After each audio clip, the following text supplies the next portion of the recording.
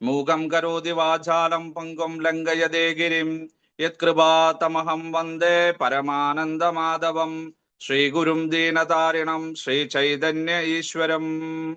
ഓം അജ്ഞാനതിമിരാന്തസ്യ ജ്ഞാനാഞ്ജനശലാകയാ ചക്ഷുരുന്മീലിതം യേന തസ്മൈ ശ്രീഗുരവേ നമഃ. ശ്രീചൈതന്യമനോഭീഷ്ടം സ്ഥാപിതം യേന ഭൂതലേ സ്വയം രൂപഗദാ മഹ്യം ദദാതി സ്വപദാന്തികം. വന്ദേഹം ശ്രീഗുരോ ശ്രീയുതപദകമലം ശ്രീഗുരൂൻ വൈഷ്ണവാംശ്ച ശ്രീരൂപം സാഗ്രജാതം സഹഗണ രഘുനാഥാനിതം തം സജീവം സാദ്വൈതം സാവധൂതം പരിജനസഹിതം കൃഷ്ണചൈതന്യദേവം ശ്രീരാധാ കൃഷ്ണപാദാൻ സഹഗണ ലളിത ശ്രീവിശാഖാനിതാംശ്ച. ഹേ കൃഷ്ണ കരുണാ സിന്ധോ ദീനബന്ധോ ജഗത്പദേ ഗോപേശ ഗോപികാ കാന്ത രാധാകാന്ത നമസ്തുതേ. തപ്തകാഞ്ചന ഗൗരാംഗീ രാധേ വൃന്ദാവനേശ്വരി വൃഷഭാനുസുതേ ദേവി പ്രണമാമി ഹരിപ്രിയേ. വാഞ്ചാകൽപതരുഭ്യശ്ച കൃപാ സിന്ധുഭ്യ ഏവ ച പതിതാനാം പാവനേഭ്യോ വൈഷ്ണവേഭ്യോ നമോ നമഃ. നമോ ഓം വിഷ്ണുപാദായ കൃഷ്ണപ്രേഷ്ഠായ ഭൂതലേ ശ്രീമതേ ഭക്തിവേദാന്ത സ്വാമിൻ ഇതി നാമിനെ. നമസ്തേ സാരസ്വതേ ദേവേ ഗൗരവാണി പ്രചാരിണേ നിർവിശേഷ ശൂന്യവാദി പാശ്ചാത്യദേശതാരിണേ. ജയ ശ്രീകൃഷ്ണ ചൈതന്യ പ്രഭു നിത്യാനന്ദ ശ്രീ അദ്വൈത ഗദാധര ശ്രീവാസാദി ഗൗരഭക്തവൃന്ദ. ഹരേ കൃഷ്ണ കൃഷ്ണ കൃഷ്ണ ഹരേ ഹരേ ഹരേ രാമ രാമ രാമ ഹരേ ഹരേ. ഓം നമോ ഭഗവതേ വാസുദേവായ. ഓം നമോ ഭഗവതേ വാസുദേവായ. ഓം നമോ ഭഗവതേ വാസുദേവായ.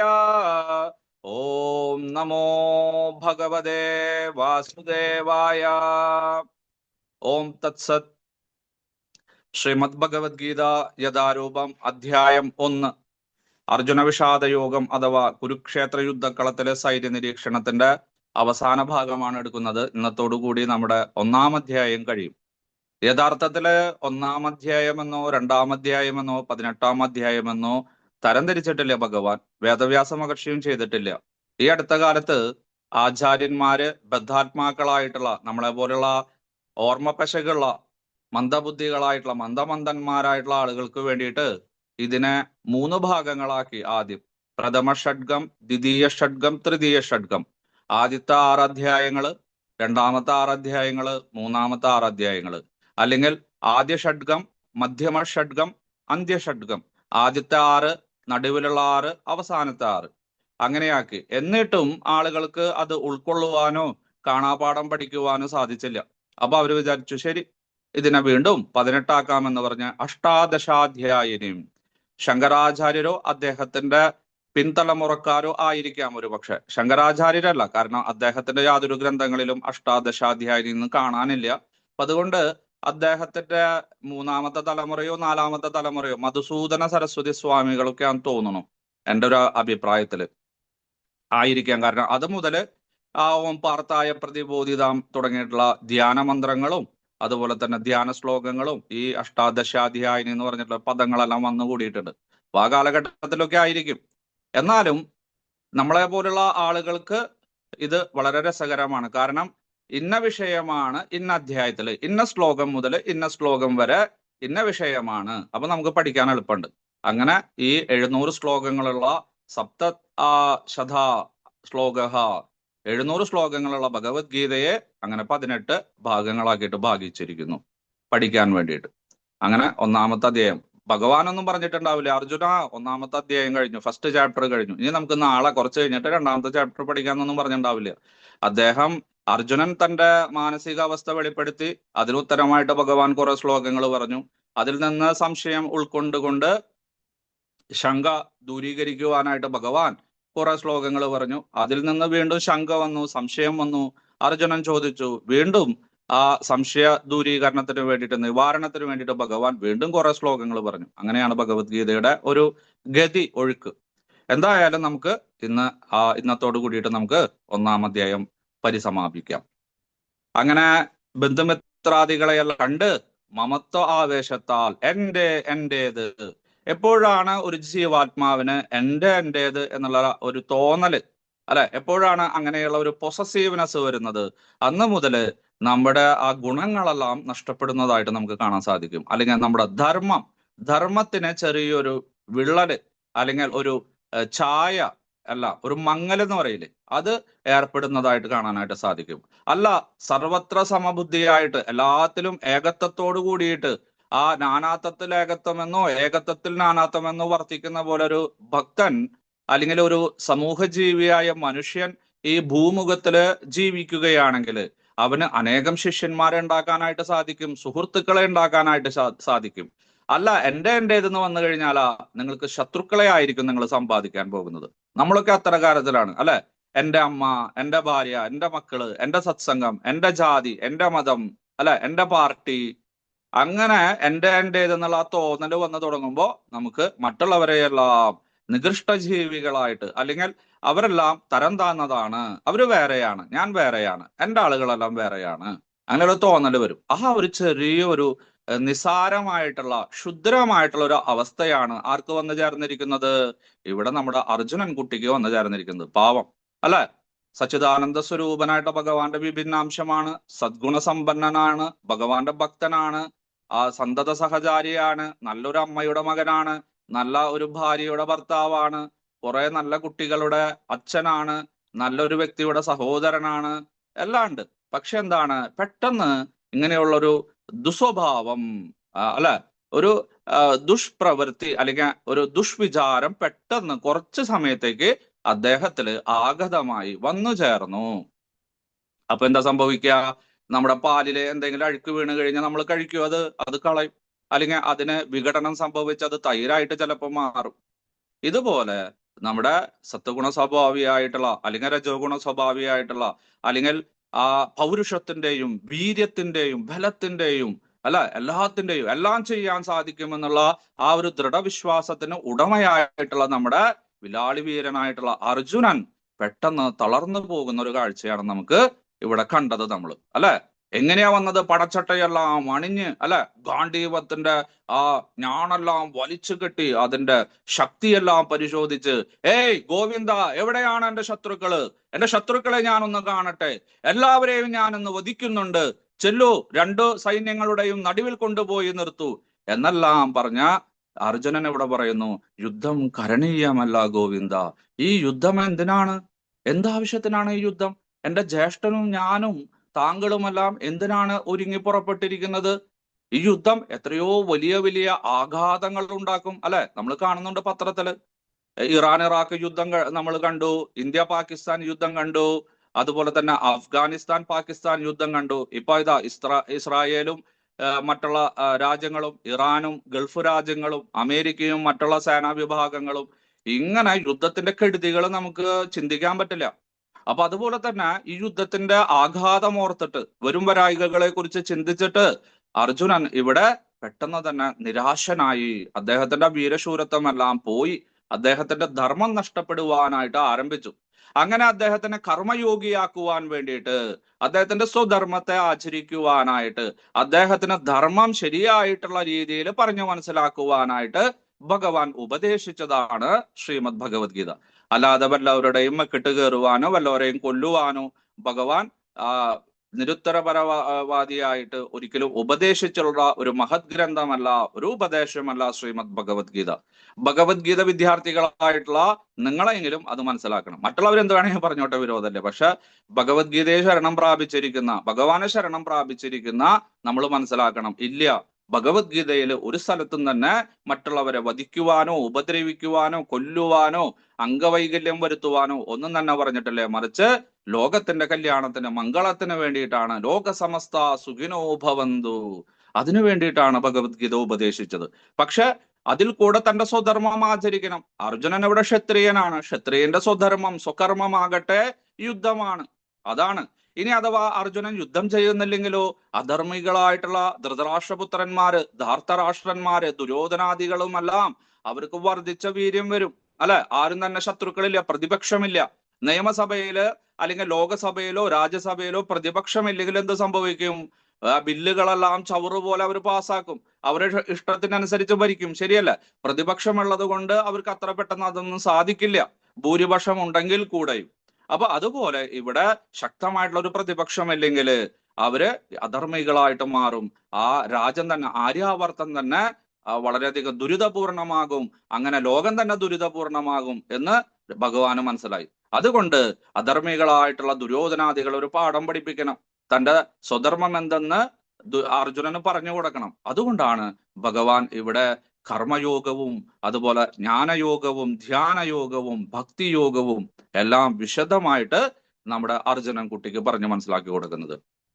ഇപ്രകാരം തന്റെ ബന്ധുമിത്രാദികളെ ഒന്നും വധിക്കുവാൻ ഞാൻ ആഗ്രഹിക്കുന്നില്ല. ഞാൻ പണ്ടത്തെ പോലത്തെ ആ 13 വർഷം എങ്ങനെയാണ് ജീവിതം ഞാൻ നയിച്ചിരിക്കുന്നത്, അങ്ങനെയുള്ള ഒരു ജീവിതം നയിക്കുവാനാണ് എനിക്ക് ആഗ്രഹം.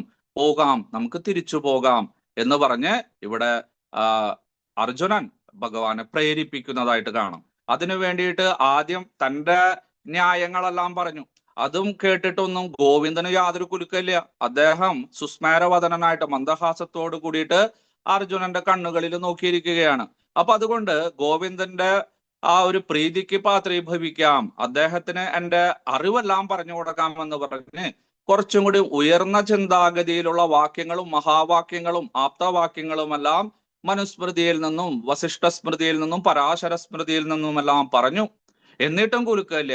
അവസാനം അട്ടക്കൈക്ക് അദ്ദേഹം വളരെ വാചാലനായിട്ട് അല്ലെ അദ്ദേഹത്തിന്റെ വീക്ക്നെസ്സിൽ കയറി പിടിക്കുകയാണ് ചെയ്യുന്നത്. എന്താ ചെയ്യുന്നത്? 43 പറയാണ്, ഉത്സന്ന കുലധർമാണാം മനുഷ്യാണാം ജനാർദ്ദന നരകേ നിയതം വാസോ ഭവതീത്യനു ശുശ്രുമാ. അല്ലയോ ജനാർദ്ദന, സജ്ജനങ്ങളെ രക്ഷിക്കുന്നവനെ, ദുർജനങ്ങളെ നിഗ്രഹം ചെയ്യുന്നവനെ, മോക്ഷപ്രാപ്തിക്കായിട്ട് ആരെയാണ് സമീപിക്കേണ്ടത്? അങ്ങനെയുള്ള പരമദിവ്യോത്തമ പുരുഷനായിട്ടുള്ള ജനാർദ്ദന, ഈ ഉത്സന്ന കുലധർമാണം, ഈ ധർമ്മങ്ങളെല്ലാം വേററ്റ കുലത്തില് ജീവിക്കുന്നവർക്ക്, അല്ലെങ്കിൽ ആര് കാരണമാണ് ഒരു കുലം നശിക്കാൻ പോകുന്നത്, അങ്ങനെയുള്ളവർക്ക് നരകേ നിയതം വാസഹ, എപ്പോഴും നരകത്തിലാണ് ജീവിതം. ചില ഗ്രന്ഥങ്ങളില് നരകെ അനിയതം വാസഹ എന്നുണ്ട്. ആ നരകം കഴിഞ്ഞിട്ട് ഒരു എഫ് പോലത്തെ ലോഭസന്ധി ഉണ്ട്. എന്നാലും കുഴപ്പമില്ല. അനിയതഹ എന്ന് പറഞ്ഞെന്ന് വെച്ചാൽ എണ്ണമറ്റ, അല്ല എണ്ണിയാൽ ഒടുങ്ങാത്ത, അങ്ങനെ വളരെ വർഷങ്ങള്, വളരെ ജന്മങ്ങൾ തന്നെ നരകത്തില് ജീവിക്കേണ്ടി വരും. എങ്ങനെയാ? അനുശുശ്രുമ, ഞാൻ കേട്ടിട്ടുണ്ട്. ഇതെന്റെ അഭിപ്രായമല്ല, ഇതെന്റെ ഗുരു പറഞ്ഞു തന്നിട്ടുണ്ട്. പിന്നെ എന്റെ വീട്ടില് വലിയ വലിയ ആചാര്യന്മാരും അതുപോലെ തന്നെ യോഗികളും സിദ്ധന്മാരും, നമ്മുടെ പരാശര മഹർഷിയും വേദവ്യാസ മഹർഷിയും വസിഷ്ഠ മഹർഷിയും പിന്നെ മൈത്രേയ മഹർഷിയും എല്ലാം വരുന്ന സമയത്ത് അവര് പറയാറുണ്ട്, കുലാചരണം നടത്തണേ അർജുന, കുന്തിദേവി കുട്ടികൾക്കെല്ലാം പറഞ്ഞു കൊടുക്കണേ. എപ്പോഴാണ് നമ്മുടെ കുലധർമ്മം നശിക്കുന്നത്, അപ്പോൾ നമ്മൾ നരകത്തിൽ പോകും. മാത്രമല്ല ആരാണ് അതിന് കാരണക്കാരനായിട്ട് ഭവിക്കുന്നത്, അവനും പോകും. അപ്പൊ അതുകൊണ്ട് ജീവിതം നരകതുല്യമായിട്ട് തീരും, ദുരിതപൂർണമായിട്ട് തീരും. അതുകൊണ്ട് കുലാചാരങ്ങളൊന്നും, നമ്മുടെ ക്ഷത്രിയ കുലാചാരങ്ങളൊന്നും ഒന്നും കളയരുതേ, നിങ്ങൾ നല്ലപോലെ ആചരിച്ച് അനുഷ്ഠിക്കണേ എന്ന് ഇവരെല്ലാം ഞങ്ങളുടെ കൊട്ടാരത്തിൽ വരുമ്പോ, വീട്ടിൽ വരുമ്പോ പറയാറുണ്ട്. ഞാൻ കേട്ടിട്ടുണ്ട്. നീ കേട്ടിട്ടില്ലേ? നിന്റെ വൃഷ്ണി കുലത്തിലെ കുറെ ആചാരങ്ങളും അനുഷ്ഠാനങ്ങളും ഉണ്ടല്ലോ, അത് നിന്റെ അമ്മ പറഞ്ഞു തരാറില്ലേ? അല്ലെങ്കിൽ നിന്റെ ഭാര്യമാര് പറഞ്ഞു തരാറില്ലേ? നിന്റെ സഹോദരി സഹോദരന്മാര് പറഞ്ഞു തരാറില്ലേ? അതുപോലെ ഞങ്ങൾക്കുമുണ്ട് കുറെ കുലാചാരങ്ങള്, അതെല്ലാം അനുഷ്ഠിക്കണം. പക്ഷെ ഈ യുദ്ധത്തില് എല്ലാവരും മരിക്കുകയാണെങ്കിൽ പിന്നെ ആരാണ്ടാവാ ഈ കുലാചാരങ്ങൾ ചെയ്യാനായിട്ട്? ആ ചെറിയ കുട്ടികൾക്ക് പറഞ്ഞു കൊടുക്കുവാനായിട്ട് കുടുംബത്തിലെ മുതിർന്നവര് ജീവിച്ചിരിക്കുന്നില്ലല്ലോ. അപ്പൊ പിന്നെ എങ്ങനെയാ ചെറിയ കുട്ടികൾക്ക് പറഞ്ഞു മനസ്സിലാക്കി കൊടുക്കുക? മാത്രമല്ല ക്ഷത്രിയ കുലത്തിലെ സകലരും തന്നെ അംഗം, വംഗം, കലിംഗം, ചോളം, നിഷാദം, ഗാന്ധാരം, ആനർത്ഥം, സകല സ്ഥലങ്ങളിൽ നിന്ന് ആൾക്കാർ വന്നിട്ടുണ്ട്. അങ്ങനെ പതുക്കെ പതുക്കെ നമ്മുടെ ആര്യാവർത്തത്തിലെ ക്ഷത്രിയ വർണ്ണം മുഴുവൻ നശിക്കാനിടയാകുന്നു. ചാതുർവർണ്ണത്തിലെ ഒരു വർണ്ണം മുഴുവൻ നശിക്കാൻ ഇടയാകുന്നു. ആര് കാരണം? ഞാൻ കാരണം. ഞാനാണല്ലോ ഉത്തരവാദി. ഞാൻ കാരണമാണല്ലോ എന്റെ ജ്യേഷ്ഠൻ യുദ്ധത്തിന് ഇറങ്ങി പുറപ്പെട്ടത്. എന്റെ ഒരു ബലത്തിലല്ലേ. ഞാനില്ലെങ്കിൽ പുള്ളിക്കാരൻ പറയും, അയ്യോ അർജുനനില്ലാണ്ട് ഇനി യുദ്ധം ചെയ്യാൻ പറ്റില്ലല്ലോ. കർണനെയും ദ്രോണാചാര്യരെയും കൃപാചാര്യരെയും ഭീഷ്മ പിതാമഹനെയും വധിക്കുവാനായിട്ട് അർജുനന് മാത്രമേ സാധിക്കൂ. അപ്പൊ അതുകൊണ്ട് അദ്ദേഹം ഇല്ലെങ്കിൽ ഞാനില്ല എന്ന് പറഞ്ഞിട്ട് അദ്ദേഹവും പിന്മാറിക്കൊള്ളും. അതുകൊണ്ട് ഗോവിന്ദ, നമുക്ക് തിരിച്ചു പോകാം. കാരണം എന്റെ കുലത്തിന്റെ ആ നശിപ്പിക്കുന്നവനായിട്ട്, പാതകം ചെയ്യുന്നവനായിട്ട് എന്നെ ആളുകൾ പറയുവാനായിട്ട് ഞാൻ ആഗ്രഹിക്കുന്നില്ല. എനിക്ക് നരകാദി ലോകങ്ങളിൽ പോകാനും ആഗ്രഹിക്കുന്നില്ല. അതുകൊണ്ട് ഗുരുവചനത്തെ മുൻനിർത്തിക്കൊണ്ട് അല്ലെങ്കിൽ മഹാജനങ്ങളുടെ സദ്വാക്യങ്ങളിൽ ആകൃഷ്ടനായിട്ട് ഞാൻ ഇത്തരം കാര്യങ്ങളൊന്നും ചെയ്യാൻ ആഗ്രഹിക്കുന്നില്ല. യുദ്ധം കരണീയമല്ല. ഇത് വളരെ വലിയൊരു പാതകമാണ് നമ്മൾ ചെയ്യാൻ വന്നിരിക്കുന്നത്. വളരെ വലിയൊരു മഹാപാപമാണ് ചെയ്യാൻ വന്നിരിക്കുന്നത്. ഇതൊന്നും ഞാൻ ഓർത്തില്ല, ഇപ്പോഴാണ് ഓർത്തത്. ഇപ്പോഴെങ്കിലും മനസ്സിലായല്ലോ. നീയെങ്കിലും പറയേണ്ടതായിരുന്നു, നീയും പറഞ്ഞില്ല. അതുകൊണ്ട് നമുക്ക് തിരിച്ചു പോകാം. ഇപ്പൊ എനിക്ക് ബുദ്ധിയെല്ലാം ഉദിച്ചിരിക്കുന്നു. നമുക്ക് തിരിച്ചു പോയാലോ? വീണ്ടും പറയാണ് ശ്ലോകം 44. അഹോ ഭദമഹത് പാപം കർത്തും വ്യവസിധാവയം യദ്രാജ സുഗലോഭേന ഹന്തും സ്വജനമുദ്യതാഹ. വിവർത്തനം, ട്രാൻസ്ലേഷൻ. അലയോ ഗോവിന്ദ, കഷ്ടം! എന്തൊരു മഹാപാപത്തിനാണ് നാം ഒരുങ്ങി പുറപ്പെട്ടത്. രാജ്യം നേടി സുഖിക്കാൻ വേണ്ടി സ്വന്തം ജനങ്ങളെ കൊല്ലുകയോ? ഈ ശ്ലോകത്തിന്റെ ആശയ വിശദീകരണം, ഭാവാർത്ഥം, പർപ്പട്ട്. ഭാവാർത്ഥം എഴുതിയ അഭയചരണാരവിന്ദ് ഭക്തി വേദാന്ത സ്വാമി പ്രഭുപാദ് മഹാരാജ് കി ജയ്. സ്വാർത്ഥമോഹത്താൽ സ്വന്തം അച്ഛനമ്മമാരെയോ സഹോദരന്മാരെയോ കൊന്നുകളയാൻ ഒരാൾ ഒരു പക്ഷേ പ്രേരിതനായേക്കും. അത്തരം പല സന്ദർഭങ്ങൾ ലോക ചരിത്രത്തിൽ ഉണ്ടായിട്ടുണ്ട്. അർജുനൻ സാത്വികനായ ഒരു ഭക്തനാകയാൽ ധാർമ്മിക പ്രമാണങ്ങളെ പറ്റി എപ്പോഴും ബോധവാനാണ്. അതുകൊണ്ട് അധാർമിക കൃത്യങ്ങളിൽ നിന്ന് ഒഴിഞ്ഞു നിൽക്കുവാൻ അദ്ദേഹം ശ്രദ്ധിക്കുന്നു. ഇതെല്ലാം പറഞ്ഞിട്ടും ഗോവിന്ദന് ഒരു കുലുക്കമില്ല. അദ്ദേഹം ഇങ്ങനെ പുഞ്ചിരിച്ചുകൊണ്ട് പറയൂ, നിന്റെ വിഷമങ്ങളെല്ലാം പറയൂ, നിന്റെ രോഗലക്ഷണങ്ങളെല്ലാം പറയൂ. ഒരു മനോരോഗി പറയുന്നതെല്ലാം കേൾക്കുന്ന പോലെ ഇവിടെ സശ്രദ്ധം ഇങ്ങനെ കേൾക്കാൻ ശ്രദ്ധയില്ലാണ്ടിരിക്കില്ല. ശ്രദ്ധയോട് കൂടിയിട്ട് തന്നെ അദ്ദേഹത്തിന്റെ കണ്ണുകളിൽ മുഖത്ത് നോക്കിയിട്ട് അദ്ദേഹത്തിന്റെ ബോഡി ലാംഗ്വേജ് ഒക്കെ നോക്കിയിട്ട് വളരെ ശ്രദ്ധയോട് കൂടിയിട്ട് ഇരിക്കുകയാണ് നമ്മുടെ കൃഷ്ണൻകുട്ടി.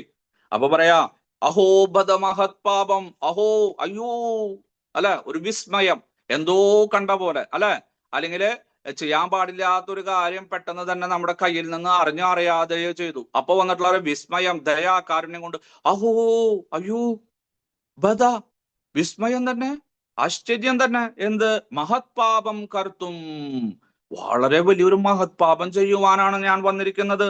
വ്യവസിതാവയം, ഞാനല്ല, നമ്മള് വളരെ വലിയൊരു മഹത് പാപം ചെയ്യുവാനാണ് വന്നിരിക്കുന്നത്. ഗോവിന്ദ, നിനക്ക് എന്താ അറിയാ? നിനക്ക് വല്ലതും മനസ്സിലായോ ഇതിനെ കുറിച്ചിട്ട്? വളരെ വലിയൊരു ഘോരമായിട്ടുള്ള കർമ്മത്തിനാണ് നമ്മൾ വന്നിരിക്കുന്നത്. ചെയ്യാൻ പാടില്ലാത്ത വിരുദ്ധമായിട്ടുള്ള വികർമ്മം ചെയ്യാനാ വന്നിരിക്കുന്നത്. നമ്മള് ശാസ്ത്രവിരുദ്ധമായിട്ടുള്ള കർമ്മം ചെയ്യാനാ വന്നിരിക്കുന്നത്. യുദ്ധം ചെയ്യാം. ആരോട്? ശത്രുക്കളോട്, അല്ലെ, അല്ലെങ്കിൽ നമ്മളെ പീഡിപ്പിച്ചവരോട്. ഇത് ഞങ്ങളുടെ കുടുംബക്കാരാ വന്നിരിക്കുന്നത്. നീ തന്നെ പറഞ്ഞുല്ലോ, അല്ല, ആ പാർത്ഥ പൈശ്യത്താൻ സമവേദാൻ കുരുനിധി, കുരുവംശജരായിട്ടുള്ള ആളുകളെ അവസാനമായിട്ട് കണ്ടുകൊള്ളൂ പാർത്ഥ എന്ന് 1-ാം അധ്യായത്തിൽ പറഞ്ഞു.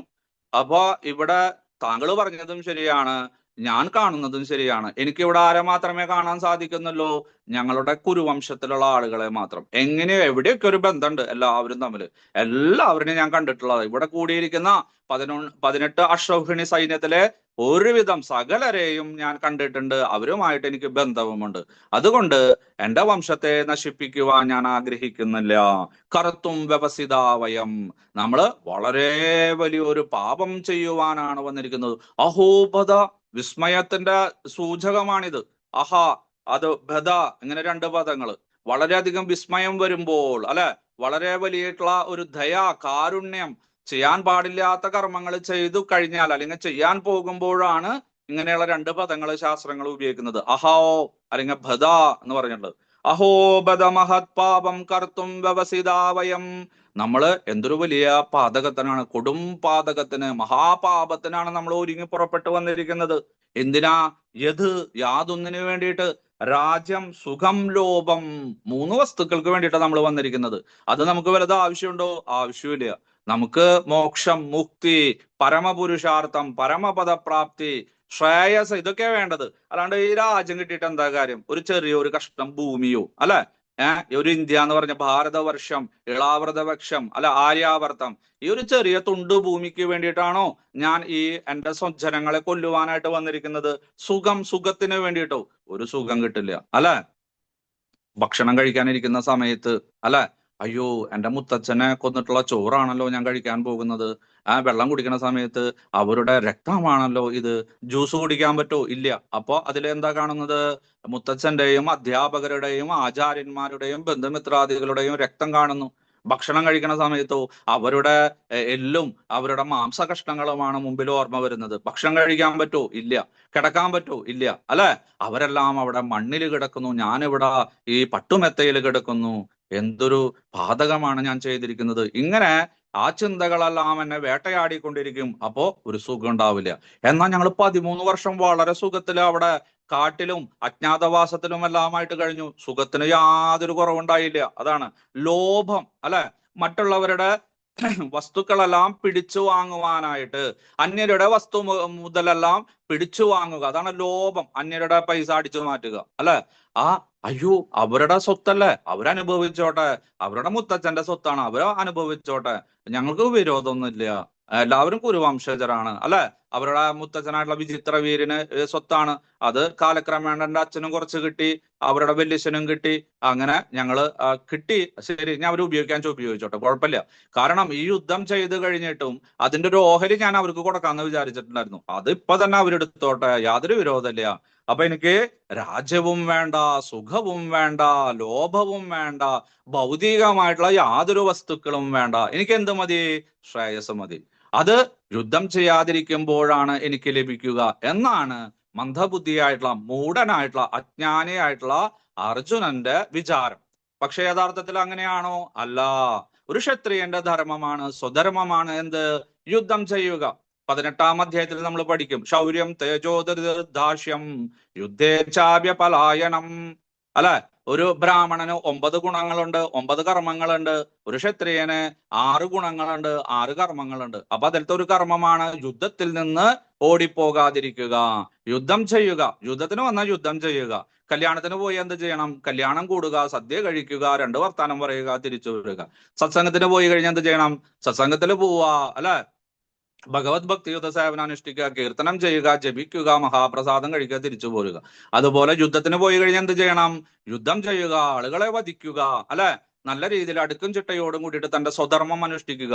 ചിലപ്പോ ജയിക്കും, ചിലപ്പോ തോൽക്കും, ചിലപ്പോ ജീവിക്കും, ചിലപ്പോ മരിക്കും. ഇതൊന്നും അറിയേണ്ട ആവശ്യമില്ല. നമ്മുടെ കർമ്മം ചെയ്യുക, അതാണ് അതാണ് ശ്രേയസിനെ ഉണ്ടാക്കുന്നത്. പക്ഷേ ഈ കുറച്ചു നേരം കൊണ്ട്, വ്യാമോഹം കൊണ്ട്, അജ്ഞാനം കൊണ്ട്, ആ സ്വധർമ്മം എന്തെന്ന് അറിയാത്തൊരു അവസ്ഥയിൽ അകപ്പെട്ടത് കൊണ്ട് അർജുനൻ വിചാരിക്കുന്നത് ഇവരുമായിട്ട് യുദ്ധം ചെയ്യാതിരിക്കുന്നതാണ് ശ്രേയസ്, നല്ലത്. പക്ഷെ ഭഗവാൻ പറഞ്ഞു, അല്ല, സ്വധർമ്മം നിധനം ശ്രേയ. സ്വധർമ്മ ആചരണത്തിൽ കൂടെ മാത്രമേ, സ്വധർമ്മത്തിൽ കൂടെ മാത്രമേ, സ്വധർമ്മം നല്ല പോലെ ആചരിക്കുന്നത് കൊണ്ട് മാത്രമേ ശ്രേയസിനെ പ്രാപിക്കുവാനായിട്ട് സാധിക്കൂ. വളരെ ശ്രദ്ധിക്കേണ്ട ഒരു വസ്തുതയാണ് കേട്ടോ. നമ്മളെല്ലാം തെറ്റിദ്ധരിച്ചു പോകും. പലപ്പോഴും നമുക്ക് വരാറുണ്ട്, ഹിന്ദുക്കളായിട്ടുള്ള ജന്തുക്കളായിട്ടുള്ള നമ്മൾക്ക് ഇടയ്ക്ക് ഇങ്ങനെയുള്ള ഒരു പ്രതിസന്ധികളെല്ലാം വരും. ചിലപ്പോ ഏതാണ് ചെയ്യേണ്ടത്, എന്താ ചെയ്യേണ്ടത്, അത് ചെയ്യാൻ പാടുമോ, അത് ചെയ്യാൻ പാടില്ലേ, അല്ലെ? അവര് അങ്ങനെയാണല്ലോ, അവര് ആറ്റുകാല് പൊങ്കാലിടാനായിട്ട് പള്ളിമുറ്റം തുറന്നു തന്നിട്ടുണ്ടല്ലോ, അപ്പൊ നമ്മള് അവരെ ഒന്നും ചെയ്യാൻ പാടില്ലോ, അവർക്കെതിരെ പ്രവർത്തിക്കാൻ പാടില്ലല്ലോ, അല്ലെങ്കിൽ ആ പാർട്ടിക്കാര്, ഈ പാർട്ടിക്കാര്, അയൽവാസികള്, ഇങ്ങനെയുള്ള ചിലപ്പോ വ്യാമോഹം നമ്മളിൽ വന്നു ചേരും. അപ്പോ അതിനെ നിവാരണം ചെയ്യുവാനായിട്ട്, അത് ചിന്തിച്ചുറപ്പിക്കുവാനായിട്ട് നമ്മുടെ ഭഗവാൻ നമുക്ക് തന്ന ഔഷധമാണ് എന്ത്? ശ്രീമദ് ഭഗവത്ഗീത. അദ്ദേഹം ഇല്ല, ചോദിക്കാൻ പറ്റില്ല. പക്ഷെ അദ്ദേഹത്തിന്റെ ഉപദേശങ്ങളെല്ലാം ഏതിൽ അടങ്ങിയിട്ടുണ്ട്? നമ്മുടെ ശ്രീമദ് ഭഗവത്ഗീതയിൽ അടങ്ങിയിട്ടുണ്ട്. നിങ്ങൾ ജീവിതത്തിൽ എന്ത് ചോദിക്കുവാനാണ് ആഗ്രഹിക്കുന്നത്? ആധ്യാത്മികമായിട്ട് നിങ്ങളുടെ ശ്രേയസ്സിന് വേണ്ടിയിട്ട് എന്താണ് ചോദിക്കാൻ ഉദ്ദേശിക്കുന്നത്? അതിന്റെ ഉത്തരങ്ങളെല്ലാം തന്നെ സർവവേദ വേദാന്ത സാര സർവസ്വമായിട്ടുള്ള ഭഗവത്ഗീതയിലുണ്ട്. അതുകൊണ്ട് ഇതിനെ ബ്രഹ്മവിദ്യ എന്ന് പറയുന്നു, യോഗശാസ്ത്രം എന്ന് പറയുന്നു. ഇതിലില്ലാത്തതൊന്നും നിങ്ങൾക്ക് വേറൊന്നും കാണാനായിട്ട് സാധിക്കില്ല. അപ്പൊ അതുകൊണ്ട് ഈ രാജ്യത്തിനും ഈ സുഖത്തിനും ഈ ലോപത്തിനും ഭൗതികമായിട്ടുള്ള അഭിവൃദ്ധിക്കും വേണ്ടിയിട്ടാണല്ലോ ഞാൻ ഈ മഹാപാപം ചെയ്യുവാനായിട്ട് ഒരുങ്ങി പുറപ്പെട്ടു വന്നിരിക്കുന്നത്. ഹന്തും സ്വജനം ഉദ്യതാഹ, ഈ സ്വജനങ്ങളെ, സ്വന്തം ബന്ധുമിത്രാദികളെയെല്ലാം വധിക്കുവാനായിട്ട്, ഹനിക്കുവാൻ ഞാൻ ഒരുങ്ങി പുറപ്പെട്ടു വന്നല്ലോ. അയ്യോ കഷ്ടം തന്നെ, എന്തൊരു മണ്ടനാണ് ഞാൻ, മൂഢനാണ് ഞാൻ, അല്ലെ? സ്വയം പറയുകയാണ് തലയിൽ കൈ വെച്ചിട്ട്. അതെ, ശരിയാണ്, അല്ലെ? അപ്പൊ ഇപ്പോഴാണ് വിവരം വെച്ചത്, അല്ലെ? ഈ 13 വർഷവും ഇദ്ദേഹത്തിന് ഓർമ്മയുണ്ടായിരുന്നില്ലേ? ആരോടാണ് യുദ്ധം ചെയ്യേണ്ടത്, ആരെയാണ് തോൽപ്പിക്കേണ്ടത്, ആരെയെല്ലാം വധിക്കേണ്ടി വരും യുദ്ധം ജയിക്കുവാനെന്ന് 13 വർഷവും അറിയാമായിരുന്നു. പക്ഷെ ഇവിടെ ആ മമത്വബോധം കൊണ്ട്, അല്ല വ്യാമോഹം കൊണ്ട്, അതുപോലെ തന്റെ ആ പരാജയ ഭീതിയും ചിലപ്പോൾ ഉണ്ടാവും. അല്ലെ, ഇത്രയധികം ആൾക്കാരുണ്ട്, കേമന്മാരുണ്ട്, ഇവരൊക്കെ എനിക്ക് വധിക്കാൻ പറ്റുമോ, അങ്ങനെയുള്ള ചിലപ്പോ സ്വന്തം പരാജയ ഭീതി ഉണ്ടാവും. പിന്നെ ചിത്തകാലുഷ്യം, മനസ്സിന്റെ ഉറപ്പങ്ങോട്ട് പോയി. അല്ലെ, നമ്മളെ ഭീരുവാക്കുന്നതും അതുപോലെ തന്നെ ധൈര്യവാനാക്കുന്നതും എന്താണ്? നമ്മുടെ മനസ്സിന്റെ ധൈര്യമാണ്. അപ്പൊ ചിലപ്പോ വലിയ ശരീരമൊക്കെ ഉണ്ടാവും, പക്ഷെ ഭീരുക്കളായിരിക്കും. അതേസമയം തന്നെ ചിലപ്പോ വളരെ, അല്ല, ചില ഗുണ്ടകളിനെയൊക്കെ കണ്ടു കഴിഞ്ഞെന്ന് വെച്ചാൽ വളരെ ചെറിയ അധോലോക നായകന്മാരൊക്കെയും കണ്ടു കഴിഞ്ഞ ഒരു സൈസ് ഒന്നും ഉണ്ടാവില്ല, 6 പാക്കോ ഫാമിലി പാക്കോ ഒന്നും ആയിരിക്കില്ല, എല്ലും കോലായിരിക്കും. പക്ഷെ അവരുടെ ആ മനോധൈര്യം ഇല്ലേ, അത് ഭയങ്കര. അല്ല, ചില ലോക നേതാക്കളെ പോലെ അവർക്ക് യാതൊന്നിനെയും ഭയമില്ല. പൂശാൻ പറഞ്ഞ പൂശുക, അവർ അടിക്കാൻ പറഞ്ഞ അടിക്കും, അതുപോലെയാണ്. പക്ഷെ ഇവിടെ ആ ചിത്തകാലുഷ്യം കൊണ്ടും, അല്ലെങ്കിൽ ചിലപ്പോൾ ഞാൻ തോൽക്കുമെന്നുള്ള ആ പരാജയ ഭീതി കൊണ്ടും, മമത്വബോധം കൊണ്ടും എല്ലാം നഷ്ടപ്പെട്ടവനായിട്ട് തന്റെ മനസ്സിന്റെ അവസ്ഥയെല്ലാം താറുമാറായിട്ടാണ് നമ്മുടെ അർജുനൻ ഇവിടെ നിൽക്കുന്നത്. അതുകൊണ്ട് അയ്യോ ഗോവിന്ദ ജനാർദ്ദന, നമ്മള് വളരെ വലിയൊരു പാതകം ചെയ്യുവാനാണ്. അഹോ ബധ, വിസ്മയം, കാരുണ്യം, ദയ, ആശ്ചര്യം എല്ലാം വന്നിട്ട് പറയുകയാണ്, യുദ്ധം കരണീയമല്ല, സ്വജനങ്ങളെ വധിക്കുന്നത് നല്ലതല്ല. യുദ്ധം ചെയ്യാം, പക്ഷെ സ്വജനങ്ങളോട് യുദ്ധം ചെയ്യുന്നത് നല്ലതല്ല. അപ്പൊ അഹിംസാവാദിയാണല്ലോ അർജുനൻ. ആ അർജുനൻ നല്ലൊരു സ്വഭാവക്കാരനാണല്ലോ.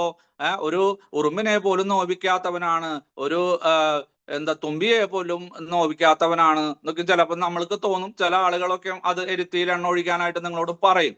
പക്ഷെ ഇവിടെ അർജുനൻ അഹിംസാവാദിയല്ല. അർജുനൻ ഹിംസാവാദി തന്നെയാണ്, ക്ഷത്രിയനാണ്. അല്ലെങ്കിൽ ഭഗവാന്റെ ഈ ഉപദേശം കഴിഞ്ഞിട്ട് അദ്ദേഹം എന്താ ചെയ്തത്?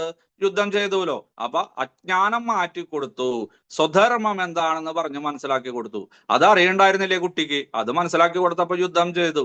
അല്ലെ, ഇനി അഹിംസാവാദി ആയിരുന്നെങ്കിൽ ഭഗവാൻ മണിക്കൂറുകളോളം ഉപദേശിച്ചാലും താങ്കൾ എന്ത് പറഞ്ഞാലും ഞാൻ യുദ്ധം ചെയ്യില്ല, ഞാൻ അഹിംസാവാദിയാണ്, അഹിംസാ പരമോ ധർമ്മ, അഹിംസയാണ് എന്റെ പരമമായ ധർമ്മം, അതിൽ നിന്ന് ഒരു വിട്ടുവീഴ്ചയ്ക്ക് ഞാൻ തയ്യാറല്ല എന്ന് പറയുന്നു.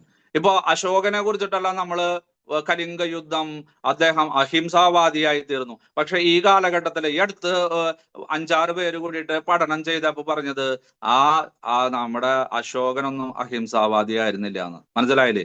കാരണം ബുദ്ധന്റെ കയ്യിൽ നിന്ന് ഉപദേശം കിട്ടി 3 കൊല്ലത്തിന് ശേഷമാണ് ആ യുദ്ധം ചെയ്തത് തന്നെ. അപ്പൊ നമ്മുടെ ശാസ്ത്രങ്ങളെല്ലാം പഠിപ്പിച്ചിരിക്കുന്നത് വികലമായിട്ടാണ്.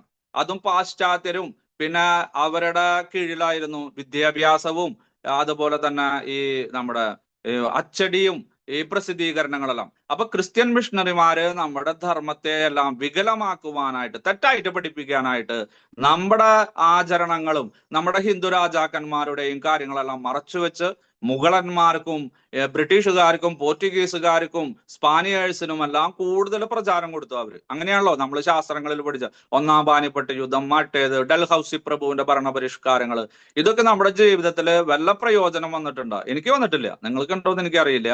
എനിക്കിതൊന്നും ജീവിതത്തിൽ യാതൊരു തരത്തിലും ഒരിക്കലും ഉപയോഗിക്കേണ്ടതായിട്ടോ അല്ലെങ്കിൽ അതിന്റെ നല്ലതിനെ ചിന്തിക്കേണ്ടതായിട്ടോ വന്നിട്ടില്ല.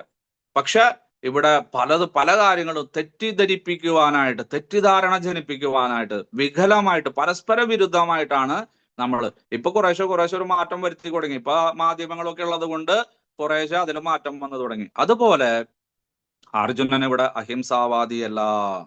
എന്നിട്ട് പറയാ, യദി മാമ പ്രതീകാരം അശസ്ത്രം ശസ്ത്രപാണയഃ ധാർത്തരാഷ്ട്രാരണേ ഹന്യോ തന്മേ ക്ഷേമതരം ഭവേത്. വിവർത്തനം: അലയോ ഗോവിന്ദ, ധൃതരാഷ്ട്രപുത്രന്മാരോട് പൊരുതുന്നതിൽ ഭേദം നിരായുധനായി പ്രതിരോധത്തിന് ഒരുങ്ങാതെ നിൽക്കുന്ന എന്നെ അവർ വധിക്കട്ടെ എന്ന് വെക്കുകയാണ്. ഈ ശ്ലോകത്തിന്റെ ആശയ വിശദീകരണം, ഭാവാർത്ഥം പർപ്പട്ട്. ഭാവാർത്ഥം എഴുതിയ അഭിചരണാരവിന്ദ് ഭക്തി വേദാന്ത സ്വാമി പ്രഭുപാദ് മഹാരാജ് കി ജയ്. ക്ഷത്രിയരുടെ സമരമുറകളിൽപ്പെട്ട ഒരു നിബന്ധനയാണ് നിരായുധനും പൊരുതാൻ ഇഷ്ടപ്പെടാത്തവനുമായ എതിരാളിയെ ആക്രമിച്ചുകൂടാ എന്നത്. ഈ വിഷമഘട്ടത്തിൽ ശത്രുക്കൾ ഇങ്ങോട്ട് ആക്രമിച്ചാലും താൻ പൊരുതാൻ പോകുന്നില്ലെന്ന് അർജുനൻ തീരുമാനിക്കുന്നു. മറുകക്ഷി എത്രമാത്രം യുദ്ധോത്സുകരാണെന്ന് അദ്ദേഹം ആലോചിച്ചതേയില്ല. ഭഗവാന്റെ ഉത്തമ ഭക്തൻ എന്ന നിലയിൽ സ്വാഭാവികമായ മൃദുല ഹൃദയത്തിന്റെ ലക്ഷണങ്ങളാണ് ഇതെല്ലാം.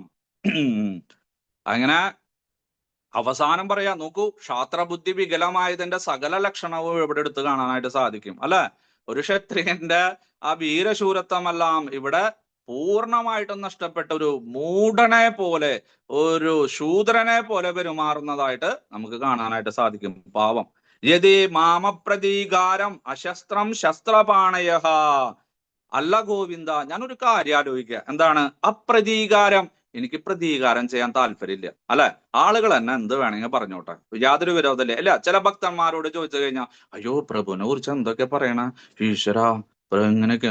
അവരെന്തായാലും പറഞ്ഞോട്ടെ എന്റെ മാതാജിയെ, എനിക്ക് യാതൊരു പ്രതികാര ചിന്തയില്ല എന്നല്ല നമ്മൾ പറയും. പക്ഷെ ഉള്ളിലുണ്ടോ? ഉള്ളിലുണ്ട്. പക്ഷെ പ്രകടിപ്പിക്കാൻ പറ്റില്ലല്ലോ, കാരണം അതിനുള്ള സാഹചര്യം ഇല്ല അല്ലെ, അതിനുള്ള അനുഭാവികളും നമ്മുടെ കൂടെയില്ല. അപ്പൊ നമ്മൾ ചില സന്ദർഭങ്ങളില് നമ്മൾ പ്രതികാരം ചെയ്യാതെ, കിട്ടാത്ത മുന്തിരി പുളിക്കെന്ന് പറഞ്ഞ മാതിരി, ചിലപ്പോ നമുക്ക് പ്രതികാരം ചെയ്യാൻ ആഗ്രഹമുണ്ടെങ്കിലും ചെയ്യാൻ പറ്റില്ല. അപ്പൊ നമ്മൾ എന്താ പറയാ? അപ്രതീകാരം. ഓ, ഞാൻ പ്രതികാരം ഒന്നും ചെയ്യില്ല എന്ന ആഗ്രഹം ഉണ്ടോ? താനും ആഗ്രഹമൊക്കെ ഉണ്ട് മനസ്സിൽ അല്ലെ. അടുക്കളയിലും ബാത്റൂമിലൊക്കെ കയറിയിട്ട് അവൻ അങ്ങനെ ചെയ്യണം ഇങ്ങനെ ചെയ്യണം 4 ഇൻഗുലാബൊക്കെ വിളിക്കും. പക്ഷെ പൊതുജനങ്ങളോട് സംസാരിക്കുമ്പോൾ നമ്മൾ മുഖം മൂടി അണിഞ്ഞിട്ടാണ് സംസാരിക്കുക. ആ മുഖം മൂടി അണിഞ്ഞ് സംസാരിക്കുമ്പോൾ എന്താണ്? അപ്രതീകാരം. എനിക്ക് പ്രതികാരം ചെയ്യാൻ ആഗ്രഹമില്ല ഗോവിന്ദ. അശസ്ത്രം, ശസ്ത്രങ്ങൾ എടുക്കാനും എനിക്ക് ആഗ്രഹമില്ല. ശസ്ത്രപാണയ, അവരെടുത്തോട്ടെ, അവരുടെ കൈകളിലെല്ലാം ശസ്ത്രങ്ങളോ അസ്ത്രങ്ങളോ ഉണ്ടായിരിക്കും. അങ്ങനെ ആ അസ്ത്രങ്ങളെല്ലാം കയ്യിലേന്തിയിട്ടുള്ള അവരുടെ കൂടെ യുദ്ധം ചെയ്യുവാൻ എനിക്ക് ആഗ്രഹമില്ല. അവര് യുദ്ധത്തിന് വന്നോട്ടെ, ഞാൻ അവരെ ഒരിക്കലും പ്രതികാരത്തിന് വേണ്ടിയിട്ട് അവരോട് എതിരിടുകയില്ല. നിരായുധനായിക്കൊണ്ട്, അശസ്ത്രഹ, നിരായുധനായിട്ട്, അസ്ത്രമൊന്നും കയ്യിലെടുക്കാതെ, ആയുധങ്ങളൊന്നും കയ്യിലെടുക്കാതെ ഞാൻ നിൽക്കും. ധാർത്തരാഷ്ട്ര രണേഹന്യു, ധൃതരാഷ്ട്ര പുത്രന്മാര് ഈ ഒരു ധർമ്മയുദ്ധത്തില് എന്നെ വധിക്കുകയാണെങ്കിൽ, നിരായുധനായ എന്നെ ആയുധം കയ്യിലേന്തിയിട്ടുള്ള അവര് വധിക്കുകയാണെങ്കിൽ, തന്മേ അത് ക്ഷേമതരം ഭവേത്, അതെനിക്ക് വളരെ ശ്രേയസ്കരമായിട്ട് ക്ഷേമമായിട്ട് എന്റെ പേരും പ്രശസ്തിയുമെല്ലാം ഉയരുവാനായിട്ട് അത് കാരണമായേക്കാം ഗോവിന്ദ. തെറ്റ്, വിഡ്ഢിത്തരം അല്ലെ. ഇപ്പൊ പറയണില്ല, കുറച്ച് കഴിഞ്ഞിട്ട് പറയാൻ പോകുന്നുണ്ട്. 1-ാം അധ്യായത്തില് അർജുനൻ പറഞ്ഞിട്ടുള്ള ഈ വാദഗതികൾക്കെല്ലാം അക്കം ഇട്ടിട്ട് ഇനി അതിനെല്ലാം വിശദീകരിക്കാൻ പോകുന്നുണ്ട്. അടുത്ത അധ്യായങ്ങളിലായിട്ട് നമുക്ക് കാണാൻ സാധിക്കും. അപ്പൊ ഇവിടെ ശ്രദ്ധിച്ച് മനസ്സിലാക്കേണ്ടത് അല്ലെ, വീരശൂര പരാക്രമിയായിട്ടുള്ള, ലോകത്തിൽ ഇത്രയും ശ്രേഷ്ഠനായിട്ടുള്ള, വില്ലാളി വീരനായിട്ടുള്ള, ഈ ഒരു ആയുധങ്ങളെല്ലാം എടുക്കാൻ അറിയുന്ന അല്ലെ, ധനുർവേദത്തിൽ ഇത്രയും നിപുണനായിട്ടുള്ള ഒരാള് വേറെ ഇല്ല. അങ്ങനെയുള്ള ഒരാള് പറയാ, ഞാൻ പ്രതികാരം ചെയ്യില്ല, ഞാൻ ആയുധം കയ്യിലെടുക്കുകയില്ല. അങ്ങനെ നിരായുധനായിട്ടുള്ള, പ്രതികാരത്തിന് ഒരുങ്ങി നിൽക്കാതെ നിൽക്കുന്ന എന്നെ ശസ്ത്രങ്ങളെല്ലാം കയ്യിലേന്തിയിട്ടുള്ള ധൃതരാഷ്ട്രപുത്രന്മാര് വധിച്ചാലും അത് എനിക്ക് ശ്രേയസ്കരമായിട്ട് ഭവിക്കും. നോക്കൂ, എന്തൊരു പരസ്പര വിരുദ്ധമായിട്ടാണ് അർജുനൻ സംസാരിക്കുന്നതെന്ന് അല്ലെ. നമ്മൾ പോലും പറയില്ല, നമ്മൾ പോലും, അല്ലെങ്കിൽ ഒരു രാഷ്ട്രീയക്കാരനോ അല്ലെങ്കിൽ 5-ാം ക്ലാസ്സിൽ പഠിക്കുന്ന ഒരു കുട്ടി പോലും ഇങ്ങനെ ചിന്തിക്കില്ല. അങ്ങനെയുള്ള ബാലിശ്യമായിട്ടുള്ള ഒരു സ്ഥിതിയിലേക്ക് അർജുനന്റെ മനോനില എത്തി. അതാണ്, മാനസികമായിട്ട് തളർന്നു അദ്ദേഹം. ശാരീരികമായിട്ടും തളർന്നു, മാനസികമായിട്ടും തളർന്നു അല്ലെ. അപ്രതീകാരം, പ്രതികാരം ഒന്നും ചെയ്യില്ല ഞാൻ അല്ലെ. ഞാൻ നല്ല ഉത്തമ ഭക്തനാണ്, എനിക്ക് സ്വധർമ്മമെല്ലാം അറിയാം, ഞാൻ നല്ലൊരു അമ്മയുടെയും അച്ഛന്റെയും മകനാണ് അല്ലെ, നല്ലൊരു ഭർത്താവാണ്, നല്ലൊരു സഹോദരനാണ്. അതുകൊണ്ട് പ്രതികാരം ചെയ്യാനായിട്ട് ഞാൻ അഹിംസാവാദിയാണ്, ഞാൻ പ്രതികാരം ചെയ്യില്ല. അവര് ചീത്ത സ്വഭാവക്കാരാ, ദുരാചാരികളാ, പക്ഷെ ഞാൻ സദാചാരിയാണ്, നല്ല കുടുംബത്തില് പിറന്നവനാണ്, ആഢ്യത്വമുള്ളവനാണ്. അതുകൊണ്ട് ഞാൻ പ്രതികാരം ചെയ്യില്ല. ഏതെങ്കിലും കള്ളുകുടിയന്മാര് വന്ന് നമ്മളെന്തെങ്കിലും അസഭ്യം പറയുകയോ നമ്മുടെ വീടിന്റെ പുറത്ത് നിന്നിട്ട് എന്തെങ്കിലും പറയുകയോ ചെയ്തു കഴിഞ്ഞാൽ നമ്മൾ ചെന്നിട്ട് അവന് 2 കൊടുക്കോ, അല്ലെങ്കിൽ ചവിട്ടോ, ഉപദ്രവിക്കോ? അതിനേക്കാളും വലിയ പന്നന്മാര് വന്നു കഴിഞ്ഞാൽ വളരെ മോശമായിട്ടുള്ള രീതിയിൽ നമ്മൾ വല്ല പറയാൻ പറ്റാത്ത അശ്ലീലമോ ആഭാസമോ തെറിയോ എന്തെങ്കിലും പറയോ? നമ്മൾ ഇല്ല, നമ്മൾ ഫള്ളൊന്നും പറയാനായിട്ട് ആഗ്രഹിക്കുന്നില്ല. അപ്പൊ അതുപോലെ ഇവിടെ അവരെന്ത് വേണമെങ്കിലും ചെയ്തോട്ടെ. ആദതായികളാണ് ഗോവിന്ദ, അവര് അക്രമികളാണ്, അവര് ദുഷ്ടന്മാരാണ്, റാസ്കൽസ് ആണ്, എനിക്കറിയാം. അവർക്ക് വേണ്ടി വിചാരമൊന്നുമില്ല. അവർക്ക് കുടുംബം നശിച്ചാലും കുഴപ്പമില്ല, കുലം നശിച്ചാലും കുഴപ്പമില്ല, രാഷ്ട്രം നശിച്ചാലും കുഴപ്പമില്ല, ലോകം നശിച്ചാലും കുഴപ്പമില്ല. പക്ഷെ ഞാൻ അങ്ങനെയാണോ? അല്ല, ഞാൻ നല്ലൊരു കുടുംബത്തിൽ പിറന്നിട്ടുള്ള ഒരു വ്യക്തിയാണ്, എനിക്ക് എല്ലാ ശാസ്ത്രങ്ങളും അറിയാം. അതുകൊണ്ട് അവര് പ്രതികാരം ചെയ്യാൻ വന്നാലും ഞാൻ പ്രതികാരം ചെയ്യില്ല. നമ്മുടെ ഹിന്ദുക്കൾക്ക് 2000 വർഷത്തിന് മുന്നുണ്ടായിട്ടുള്ള ഒരു പ്രത്യേക സ്വഭാവം. ഈ ഒരു സ്വഭാവം ഉള്ളത് കൊണ്ട് എന്ത് സംഭവിച്ചു? 2000 ചില്ലുവാനം വർഷങ്ങൾ നമ്മൾ അടിമത്തത്തിൽ കഴിയേണ്ടി വന്നു. അതല്ല, അവരെന്തെങ്കിലും ചെയ്തോട്ടെ, അവർക്ക് മത്സ്യമാംസാദികൾ കഴിക്കാം, അവർക്ക് അന്യ വീടുകളിൽ പോയിട്ട് എന്തെങ്കിലും ചെയ്യാം, അല്ല, അന്യന്റെ ഭാര്യയെയോ മക്കളെയോ ഉപദ്രവിക്കുകയോ അല്ലെങ്കിൽ ബലാത്കാരം ചെയ്യുകയോ ചെയ്യാം. പക്ഷെ നമ്മൾ അതിനൊന്നും എതിർക്കാൻ പാടില്ല. നമ്മള് സത്സ്വഭാവികളല്ലേ, നമ്മൾ എന്തിനാ അവരുടെ കാര്യത്തിൽ ഇടപെടണേ എന്നൊക്കെയും വിചാരിച്ചിട്ട് നമ്മുടെ രാജാക്കന്മാരും നാട്ടുരാജാക്കന്മാരും നമ്മുടെ പ്രഭുക്കന്മാരും സാമൂതിരിമാരെല്ലാം ഇതിൽ നിന്ന് മാറി നിന്നു. അങ്ങനെ അവര് ഇതെല്ലാം മനസ്സിലാക്കിയിട്ട്, നമ്മുടെ വീക്ക്നെസ് എല്ലാം മനസ്സിലാക്കിയിട്ട് എന്ത് സംഭവിച്ചിട്ട്, ഇവരൊക്കെ മന്ദബുദ്ധികളാണ്, വിഡ്ഢികളാണ്, വിഡ്ഢി ശിരോമണികളാണെന്ന് മനസ്സിലാക്കിയിട്ട് പതുക്കെ പതുക്കെ നമ്മുടെ രാഷ്ട്രത്തെയും നമ്മുടെ കുടുംബത്തെയും നമ്മുടെ ആചാരങ്ങളെയും അനുഷ്ഠാനങ്ങളെയും എല്ലാം നശിപ്പിച്ചു. ഇത് അല്ലെ, അവര് കുറെ പശുക്കളെ കൊണ്ടുവന്ന് നിർത്തും, എന്നിട്ട് അവര് പിന്നിൽ നിന്നിട്ട് യുദ്ധം ചെയ്യും. നമ്മുടെ ആളുകൾ പറയും, അയ്യോ പശുക്കളെ ഗോമാതാവിനെ കൊല്ലുകയോ ചെയ്യാൻ പാടില്ല, അവര് വേണമെങ്കിൽ ചെയ്തോട്ടെ, അവര് കൊന്നോട്ടെ കഴിച്ചോട്ടെ, നമ്മളൊന്നും ചെയ്യാൻ പാടില്ല, നമ്മൾ യുദ്ധം ചെയ്യരുത്. നമ്മുടെ വെടിയുണ്ട അങ്ങനെ സ്ഥാനം തെറ്റിയിട്ട്, അല്ലെങ്കിൽ നമ്മുടെ അമ്പോ വില്ല അങ്ങനെ സ്ഥാനം തെറ്റിയിട്ട് ഈ പശുക്കളുടെ ഏതെങ്കിലും മർമ്മത്തിൽ കൊണ്ടു കഴിഞ്ഞാൽ അത് ചത്തുപോവും, നമുക്ക് പാപം കിട്ടും, അല്ലെ? ഈ ഇവരെ കൊന്നാലും പാപമൊന്നും കിട്ടില്ല, പക്ഷെ പശുക്കളെ കൊന്നാൽ പാപം കിട്ടും എന്ന് വിചാരിച്ചിട്ട് യുദ്ധം ചെയ്യാതെ ഇരുന്നിട്ടുണ്ട് കുറെ കാലങ്ങളോളം. അങ്ങനെ ആലോചിച്ച് നോക്ക്, അല്ല, ഒരു 10 പശുക്കളെ കൊന്നാൽ മതിയായിരുന്നു, അന്ന് നമുക്ക് പുണ്യം ലഭിച്ചാണ്. ഇന്ന് ലക്ഷക്കണക്കിന് പശുക്കളെ കൊല്ലുന്നതിൽ നിന്നും നമുക്ക് മുക്തി കിട്ടിയാനെ, മോക്ഷം കിട്ടിയാനെ. പക്ഷെ ചിന്തിച്ചില്ല ആളുകൾ, ഭഗവത്ഗീത ശരിക്കും പഠിച്ചില്ല, വായിച്ചില്ല, പഠിപ്പിക്കാനോ ആൾക്കാരുണ്ടായിരുന്നില്ല, ചിന്തിക്കാനോ ആൾക്കാരുണ്ടായിരുന്നില്ല. അതാണ്. അപ്പോ അപ്രതീകാരം, പ്രതികാരം ചെയ്യാതെ അശസ്ത്രം. അപ്പൊ 2 തരത്തിലുള്ള ആയുധങ്ങളാണ് യുദ്ധത്തിൽ ഉപയോഗിക്കുക. ഒന്ന് അസ്ത്രം, ദൂരെയുള്ള ശത്രുക്കളെ വധിക്കുവാൻ, ദൂരെയുള്ള ശത്രുക്കളുമായിട്ട് യുദ്ധം ചെയ്യാൻ, അകലേക്ക് എറിയുവാൻ, അകലേക്ക് ആക്രമിക്കുവാൻ, അതാണ് അസ്ത്രം. അതായത് നമ്മുടെ അമ്പ്, അല്ലെ, അത് വളരെ ദൂരേക്ക് വിടാനായിട്ട്. പിന്നെ എന്തിട്ടാണ് കുന്തം, വേല്, അല്ലെ, ബോംബ്, അങ്ങനെ വളരെ ദൂരെ ഇരിക്കുന്ന ആളുകൾക്ക് റോക്കറ്റ്, അങ്ങനെയൊക്കെ വേണമെങ്കിൽ പറയാം. അങ്ങനെ വളരെ ദൂരെ ഇരിക്കുന്ന ആളുകളുമായിട്ട് യുദ്ധം ചെയ്യുവാനായിട്ട്. പിന്നെ ശസ്ത്രം, ആയുധങ്ങൾ, തൊട്ടടുത്ത് നിൽക്കുന്ന ആളുമായിട്ട് എന്തൊക്കെയാണ്? വാള്, അല്ലെ, പരിച, പിന്നെ കത്തി, കടാര, ഗദ, ഇരുമ്പുലക്ക, ഉറുമി, ഈ സാധനങ്ങളൊക്കെ തൊട്ടടുത്ത് നിൽക്കുന്ന ആളുകളുമായിട്ട് യുദ്ധം ചെയ്യാൻ. അപ്പൊ ദൂരെ ഞാൻ നിൽക്കുകയാണെങ്കിൽ എവിടെ നിന്നെങ്കിലും അമ്പ് വന്നിട്ട് എന്നെ കൊന്നോട്ടെ, കുഴപ്പമില്ല. പക്ഷെ ഇവിടെ വിഡ്ഢിശിരോമണിയായിട്ടുള്ള അർജുനൻ പറയുന്നത് അശസ്ത്രം. അടുത്ത് വന്നിട്ട് അവര് വന്നിട്ട് തന്നെ ഞാൻ കുത്താൻ പോവാന്ന് പറഞ്ഞിട്ട് കത്തി കൊണ്ട് കുത്തിയാലും ഞാൻ അത് എതിർക്കുകയില്ല. അപ്രതീകാരം, ഞാൻ അവനോട് പ്രതികാരം ഒന്നും ചെയ്യില്ല. കുത്തിക്കോ എന്ന് പറഞ്ഞിട്ട് ഞാൻ അങ്ങനെ നിൽക്കും. അല്ലെ, നിനക്ക് എന്ത് വേണമെങ്കിൽ ചെയ്യാം, ഞാൻ യുദ്ധം ചെയ്യില്ല. അല്ലയോ ദുര്യോധന, ദുശാസന, നീ എന്ത് വേണമെങ്കിൽ ചെയ്തോളൂ, നിന്റെ പോലെയുള്ള സ്വഭാവക്കാരനല്ല ഞാൻ ഡീസന്റാ. അപ്പൊ അതുകൊണ്ട് ഞാൻ പ്രതികാരം ചെയ്യണില്ല, നിനക്ക് എന്നെ കൊന്നോളൂ, എന്ത് വേണമെങ്കിൽ ചെയ്തോളൂ എന്ന് പറഞ്ഞ് ഞാൻ നിൽക്കും. അതാണ് അശസ്ത്രം. ദൂരെ നിന്നിട്ട് ആരെങ്കിലും ഇനി അമ്പെയ്യുകയോ അല്ലെങ്കിൽ വലിയൊരു ശൂലം അല്ലെങ്കിൽ കുന്തമോ എറിഞ്ഞ് ഇവനെ കൊന്നുകയാണെങ്കിൽ ശരി, അതറിയാതെ പറ്റിയതാണ്, എവിടെ നിന്നോ വന്നു, അങ്ങനെ വിചാരിക്കാം. പക്ഷെ ഇവിടെ പറയുകയാണ്, അല്ലല്ല, ദൂരത്ത് നിന്നല്ല, അടുത്ത് വന്നിട്ട് ഒരാൾ എന്നെ കത്തി കൊണ്ട് കുത്തിയാലും വാള് കൊണ്ട് വെട്ടിയാലും, അല്ലെ, കടാര എന്റെ ഹൃദയത്തിൽ ഇറക്കിയാലും ഗദ കൊണ്ട് എന്റെ തലക്കടിച്ചാലും അശസ്ത്രം, ഞാനത് ചെയ്യില്ല, ഞാൻ പ്രതികാരം ചെയ്യില്ല. അവരോട് താങ്ക് യു വെരി മച്ച്, നീ നല്ല കാര്യം ചെയ്തു എന്ന് മാത്രമേ ഞാൻ പറയൂ. കാരണം എന്താണ്? തന്മേ ക്ഷേമതരം ഭവേത്. ഇങ്ങനെ ചെയ്യുമ്പോഴാണ് എല്ലാവരും പറയാ, നമ്മുടെ അർജുനൻ അഹിംസാവാദിയാണ്, എന്തു നല്ല സ്വഭാവമാണ്, അല്ലെ, ഇത്രയും ആളുകള്, അല്ല, ദുര്യോധനനും ദുശാസനനും ശകുനിയും കർണനും ജയദ്രഥനും എല്ലാവരും കൂടിയിട്ട് അവനെ, ആ പാവത്തിനെ എന്തൊക്കെയാ ചെയ്തത്, പീഡിപ്പിച്ചത്, അല്ലെ, അവരുടെ ധനം കൈക്കലാക്കി, അവരുടെ രാജ്യം കൈക്കലാക്കി, ഭാര്യയെ സഭാമധ്യത്തിൽ വെച്ചിട്ട് അപമാനിച്ചു, അവരെ വനവാസത്തിന് പറഞ്ഞയച്ചു, 1 വർഷം അജ്ഞാതവാസത്തിന് പറഞ്ഞയച്ചു.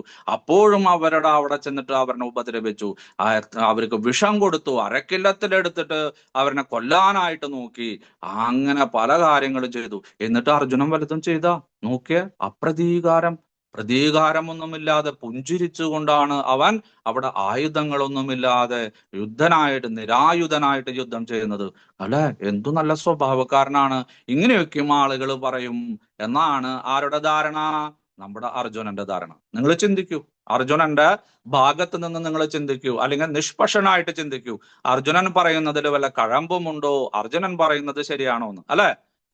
കേൾക്കുമ്പോ ശരി, ഒരു മൃദുല ഭക്തന്റെ മൃദുല ഹൃദയമുള്ള ഒരു പരിശുദ്ധ ഭക്തന്റെ ലക്ഷണങ്ങളാണ് ഇതെല്ലാം, ശരിയാണ്.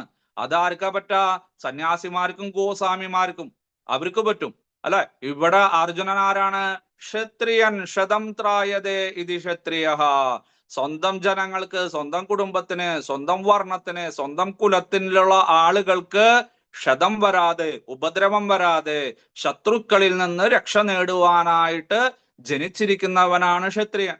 അവന് ഈ ഗുണങ്ങളെല്ലാം ഉണ്ടായിരിക്കണം, അല്ലെ? ലോലഹൃദയനാവാൻ പാടോ? ഇല്ല. മൃദുല ഹൃദയനാവാൻ പാടോ? ഇല്ല. ശരി, ഭക്തനാണ് ഒരു പരിധി വരെ. ഇവിടെ എല്ലാം വേണം. ദയ, കാരുണ്യം, അല്ല, ക്ഷമ, ഭക്തി, ജ്ഞാനം എല്ലാം വേണം. അതിസർവത്ര വർജയേ, അധികമായ അമൃതും വിഷം. ഇവിടെ ഇതെല്ലാം നല്ല ഗുണങ്ങൾ തന്നെയാണ്. പക്ഷെ ഒരു പരിധിയിൽ കഴിഞ്ഞു കഴിഞ്ഞാൽ അത് സ്വധർമാചരണത്തിന് വിഘാതമായി തീരും, തടസ്സമായി തീരും. അത്രേ പറയുന്നുള്ളൂ. അല്ലാണ്ട് നിങ്ങളോട് ഇതൊന്നും ഉപേക്ഷിക്കാനായിട്ട് ഭഗവത്ഗീതയോ ഭഗവാനോ വേദവ്യാസ മഹർഷിയോ ആചാര്യന്മാരോ പ്രഭുപാദരോ ഒന്നും പറയുന്നില്ല കേട്ടോ. തെറ്റിദ്ധരിക്കരുത്. ഇതെല്ലാം ശരിയായിട്ടുള്ള രീതിയിൽ ശരിയായിട്ടുള്ള സമയത്ത് വേണ്ട വിധത്തിൽ ഉപയോഗിക്കണമെന്നേ പറയുന്നുള്ളൂ. അസ്ഥാനത്ത് ഉപയോഗിക്കാൻ പാടില്ല, ഇങ്ങനെയുള്ള ധർമ്മയുദ്ധത്തിൽ ഉപയോഗിക്കാൻ പാടില്ല. ഇനി അഥവാ ഉണ്ടെങ്കിൽ തന്നെ കുറച്ച് ഉപയോഗിക്കാനോ പാടുള്ളൂ, മുഴുവനായിട്ട് ഉപയോഗിക്കാൻ പാടില്ല. ഒരു പരിധിയിൽ കവിഞ്ഞു കഴിഞ്ഞാൽ എന്താണ്? അത് ദോഷമായിട്ട് ഭവിക്കും. കറിയിലും അരിയിലും ചോറിലും എല്ലാം ഉപ്പ് വളരെ നല്ലതാണ്, ഉപ്പില്ലെങ്കിൽ ഒരു സുഖമില്ല. എന്നാൽ വളരെ കൂടുതലായാലോ അതിന്റെ ടേസ്റ്റ് നഷ്ടപ്പെടും. ജ്യൂസിലും സർവത്തിലും പായസത്തിലും എല്ലാം മധുരം നല്ലതാണ്, മധുരമില്ലെങ്കിൽ കഴിക്കാൻ പറ്റുമോ? ഇല്ല. ആ കൂടി കഴിഞ്ഞാലാ അതും അപകടമായി തീരും. അതാണ്.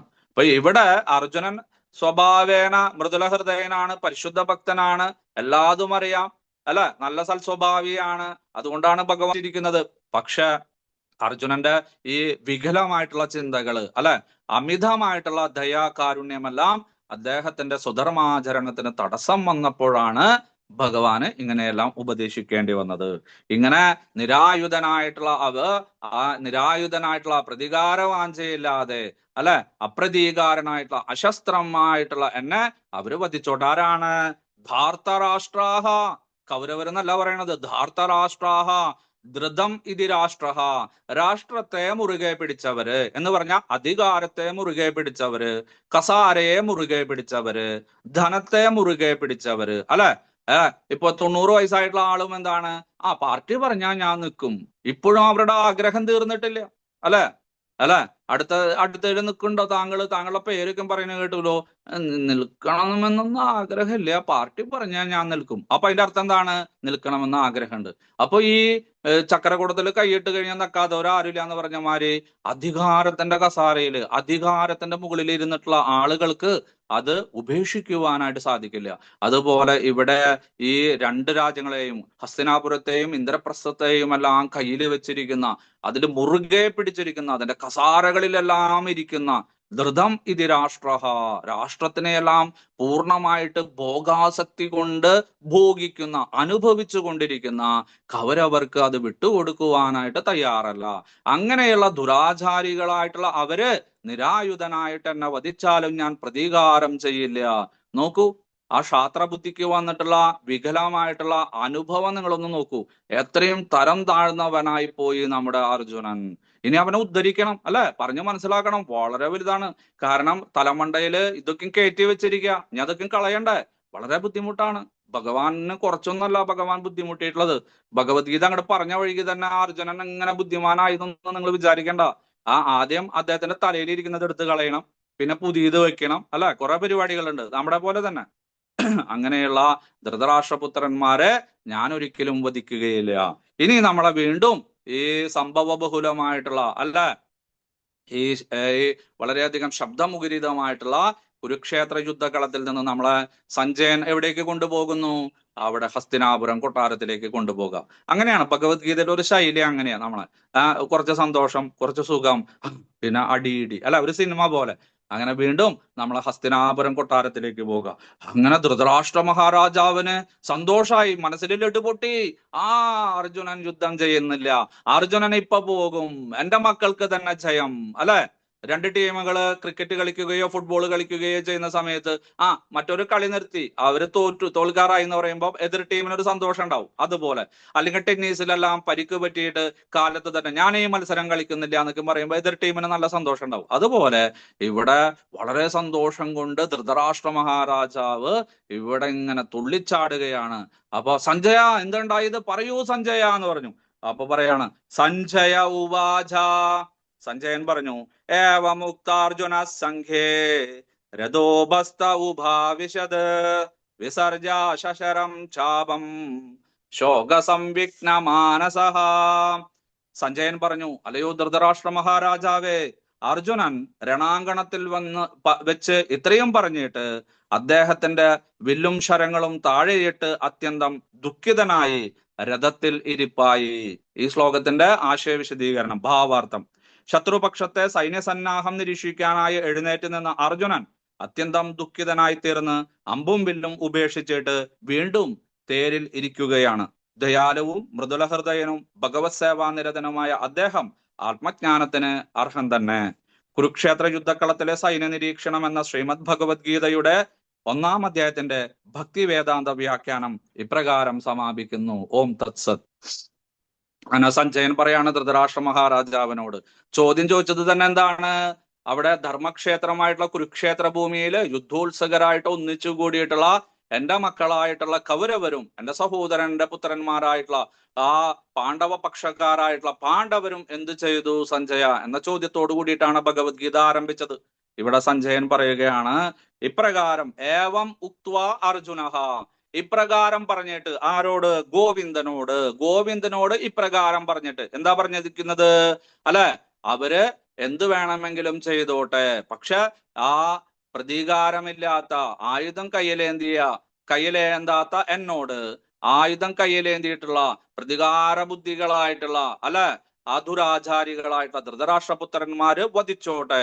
അങ്ങനെ ഞാൻ യുദ്ധം ചെയ്യാൻ ആഗ്രഹിക്കുന്നില്ല, അവരെന്നെ വധിച്ചാലും കുഴപ്പമില്ല. ഒരു പക്ഷേ യുദ്ധത്തിൽ ജയിക്കുന്നതിനേക്കാൾ എനിക്ക് മരണം വരിക്കുന്നതായിരിക്കും ക്ഷേമതരം എന്ന് ഞാൻ കരുതുന്നു ഗോവിന്ദ. അതുകൊണ്ട് യുദ്ധം ചെയ്യാൻ ഞാൻ ആഗ്രഹിക്കുന്നില്ല. നീ വേണമെങ്കിൽ എന്നെ തിരിച്ചു കൊണ്ടുപോയിക്കോളൂ വനത്തിലേക്ക്, അല്ലെങ്കിൽ എന്റെ വീട്ടിലേക്ക്, അല്ലെങ്കിൽ നീ എന്നെ ഇവിടെ ഉപേക്ഷിച്ചു പോയിക്കോളൂ, അവര് വധിച്ചോട്ടെ, എനിക്ക് പ്രശ്നമില്ല. ഇപ്രകാരം പറഞ്ഞിട്ട് ഏവമുക്താർജുന സംഘേ, രണാങ്കണത്തിൽ വെച്ച് കുരുക്ഷേത്ര ഭൂമിയിൽ വെച്ചിട്ട് രണ്ട് സൈന്യങ്ങളുടെയും നടുവിൽ നിൽക്കുന്ന അദ്ദേഹം ഇപ്രകാരം പറഞ്ഞിട്ട് രഥോപസ്ഥ ഉഭാവിശത്, രഥത്തിന്റെ അടിഭാഗത്ത്, രഥത്തിന്റെ താഴ്ന്ന ഭാഗത്ത് അവിടെ തലയ്ക്ക് കയ്യും കൊടുത്ത് അവിടെ ഉഭാവിശത് ഇരുന്നു, ചിന്തിച്ചു ഇങ്ങനെ ഇരുന്നു, തലയ്ക്കും കൈ വെച്ചിട്ട് ഇങ്ങനെ ഇരുന്നു അദ്ദേഹം. വിസർജ ശശരം ചാപം, എന്നിട്ട് എന്താ ചെയ്തത്? വിസർജ എറിഞ്ഞിട്ട് അവിടെ താഴെ വെച്ചിട്ട് എന്ത്? ശരങ്ങളോട് കൂടിയിട്ടുള്ള ആവനാഴി, തന്റെ ആവനാഴിയൊക്കെ എടുത്തിട്ട് ദേ കിടക്കണം അവിടെ. എനിക്ക് എന്തിനാത്? ഞാൻ യുദ്ധം ചെയ്യണില്ല, എന്തിനാ ഇത് ആവശ്യമില്ലാത്ത സാധനം എന്ന് പറഞ്ഞിട്ട് ആവനാഴി അവിടേക്ക് ഇട്ടുകൊടുത്തു. ചാപം, തന്റെ ക്ഷാത്രവീരത്തിന്റെ ലക്ഷണമായിട്ടുള്ള അഗ്നിദേവൻ നൽകിയിട്ടുള്ള ഗാണ്ഡീവമാകുന്ന ഊണിലും ഉറക്കത്തിലും നമ്മുടെ മൊബൈൽ ഫോണിന്റെ പോലെയാ ഒരു മിനിറ്റ്, അയ്യോ എവിടെ ഫോൺ, അയ്യോ കാണുന്നില്ല, ഉറക്കത്തിലാഞ്ചാ അവിടെ, ബാത്റൂമിൽ കൊണ്ടുപോകുമ്പോ അവിടെ, അടുക്കളയിലേക്ക് പോകുമ്പോ അവിടെ, ജോലി സ്ഥലത്തേക്ക് കൊണ്ടുപോകുമ്പോ അവിടെ, അല്ലെങ്കിൽ കുളത്തിലേക്ക് കുളിക്കാൻ കൊണ്ടുപോകുമ്പോ അവിടെ, സത്സംഗത്തിന് പോകുമ്പോ അവിടെ. ഫോൺ ഉപേക്ഷിക്കാൻ പറ്റുമോ നിങ്ങൾക്ക്? ഇല്ല. അതുപോലെ ഇവിടെ അർജുനൻ അത് കിട്ടിയ അന്ന് തൊട്ട് അന്തപുരത്തിലും അല്ലെങ്കിൽ കളിക്കാൻ പോകുമ്പോഴും കുളിക്കാൻ പോകുമ്പോഴും എവിടേക്ക് പോകുമ്പോഴും ഈ സാധനം കൊണ്ടുപോകും, ഗാണ്ഡീവം. ഒരു നിമിഷം പോലും അങ്ങനെയുള്ള ഗാണ്ഡീവം വലിച്ചെറിഞ്ഞു എന്നാ പറയണത്. നോക്കൂ തലയ്ക്കാമ്പാട്ട് കിടക്കേര അവിടെ വെക്കും, തലോണര അവിടെ വെക്കും. പാഞ്ചാലി പറയും ഇതെന്തിനാ ഈ സാധനം ഇവിടെ കൊടുന്ന് വെക്കുന്നത്? അതെവിടെയെങ്കിലും വെക്കും മനുഷ്യ എന്ന് പറയും. നിനക്കറിയില്ല, നിന്നേക്കാളും എനിക്ക് ബഹുമാനം ഇതിനോടാ, സ്നേഹം ഇതിനോടാ എന്ന് പറഞ്ഞ് പല ദിവസങ്ങളും അതിനെ കെട്ടിപ്പിടിച്ച് കിടക്കും. അങ്ങനെയുള്ള വിലമതിക്കാൻ പറ്റാത്ത ഈ ഒരു ഗാണ്ഡീവത്തെ, ചാപത്തെ അദ്ദേഹം എറിഞ്ഞു കളഞ്ഞു എന്നാ പറയുന്നത്. ഉപേക്ഷിച്ചിട്ട് വിസർജ്യ, അവിടെ താഴെ വെച്ചു. വേണ്ട എനിക്ക് അമ്പും വേണ്ട, വില്ലും വേണ്ട, ആയുധങ്ങളും വേണ്ട, നിരായുധനായിട്ട് ഞാൻ ഇരിക്കാൻ പോകുകയാണ്. അവര് വന്നെന്നെ വധിച്ചോട്ടെ, എന്താ കുഴപ്പം? ശോക സംവിഘ്ന മാനസഃ, അങ്ങനെ ശോകമെല്ലാം വന്ന് അല്ല മനസ്സെല്ലാം കലങ്ങി മറിഞ്ഞ് അത്യന്തം ദുഃഖിതനായിട്ട് ശോകസംവിഗ്നമാണ്. നിങ്ങൾ അർജുനന്റെ ആ സ്ഥിതി ഒന്ന് നിങ്ങൾ ചിന്തിക്കണേ അല്ലെ. ഇങ്ങനെ വന്നിട്ട് എങ്ങനെയാണ് എന്റെ ബന്ധുമിത്രാദികളെ വധിക്കുന്നത് അല്ലെ. നമ്മള് ഈ സത്സംഗം ഇനി നിർത്താൻ പോകുകയാണ്. നമുക്ക് ഇനി തിരുവനന്തപുരത്തേക്കോ കൊല്ലത്തേക്കോ നമ്മൾ പോകാണ്, ഒറ്റയ്ക്ക് പോകാണ്. ഇനി നാളെ മുതൽ ഈ സത്സംഗം ഇല്ല എന്നൊക്കെ ആരെങ്കിലും പറഞ്ഞാൽ എന്തായിരിക്കും നിങ്ങളുടെ മനസ്സിന്റെ ഒരു അവസ്ഥ അല്ലെ. ഓഫ്ലൈനോ ഓൺലൈനോ എന്തെങ്കിലുമൊക്കെ അയക്കുക. അങ്ങനെയുള്ള ഒരു മാനസിക അവസ്ഥയിലേക്ക് നമ്മുടെ അർജുനൻ എത്തി. ശോകസംവിഗ്ന മാനസ, കരയാണ് അവിടെ ഇരുന്നിട്ട്. അത് ഇതിൽ പറയുന്നില്ല. അടുത്ത ശ്ലോകത്തിൽ, അടുത്ത അധ്യായത്തിൽ നമുക്ക് കാണാം. അവരെന്നെ വധിച്ചോട്ടെ, ഞാൻ പ്രതികാരം ചെയ്യില്ല, ഞാൻ എന്തൊരു മഹാപാപത്തിനാണോ ഒരുങ്ങി പുറപ്പെട്ടിരിക്കുന്നത്, അയ്യോ അയ്യോ വയ്യ എന്ന് പറഞ്ഞിട്ട് തലയ്ക്ക് കൈയും വെച്ച് അദ്ദേഹം ഇങ്ങനെ ഇരുന്ന് വിങ്ങി പൊട്ടുകയാണ്. ഏങ്ങലടിച്ച് കരയുകയാണ്. കണ്ണുകളിൽ നിന്നെല്ലാം കണ്ണുനീര് ധാരധാരയായിട്ട് ഇങ്ങനെ വരുന്നു. ശരീരമെല്ലാം വിറയ്ക്കുന്നു അല്ല. ആ മീശയെല്ലാം താഴ്ന്നു. നേരത്തെ കൊമ്പ മീശയെല്ലാം വെച്ചിട്ട് അതൊക്കെയും താഴ്ന്നു ആകെ ക്ഷീണിച്ച് അവശനായിട്ട് ഈ തൻ്റെ ഏറ്റവും ശ്രേഷ്ഠമായിട്ടുള്ള ഗാണ്ഡീവത്തെ എല്ലാം അവിടെ താഴെ വെച്ചിട്ട് ആ ശരങ്ങളെല്ലാം നിറഞ്ഞു കവിഞ്ഞിരിക്കുന്ന ആവനാഴി, ശരങ്ങൾ ഒരിക്കലും അവസാനിക്കാത്ത ആവനാഴിയാണ്, അതിനെയും അവിടെ ഉപേക്ഷിച്ചിട്ട് അല്ലെ അങ്ങനെ താടിക്ക് കയ്യും കൊടുത്തും ഇരിപ്പായി രഥത്തിന്റെ താഴ്ന്ന ഭാഗത്ത്, ഏറ്റവും അവസാനത്തെ ഭാഗത്ത്, മുമ്പിൽ നിന്നെല്ലാം ഇറങ്ങി വന്ന് അദ്ദേഹം താഴ്ന്ന ഭാഗത്ത്, കയറാൻ നിൽക്കുന്ന ഭാഗത്ത് അങ്ങനെ ഉപാവിശത് ഇരുന്നു എന്നാണ് നമ്മുടെ സഞ്ജയൻ പറയുന്നത്. ഇപ്രകാരം നമ്മുടെ അർജുന വിഷാദ യോഗം അല്ലെങ്കിൽ കുരുക്ഷേത്ര യുദ്ധക്കളത്തിലെ സൈന്യ നിരീക്ഷണം എന്ന നമ്മുടെ ശ്രീമദ് ഭഗവത്ഗീതയുടെ 1-ാം അധ്യായം അവസാനിച്ചു.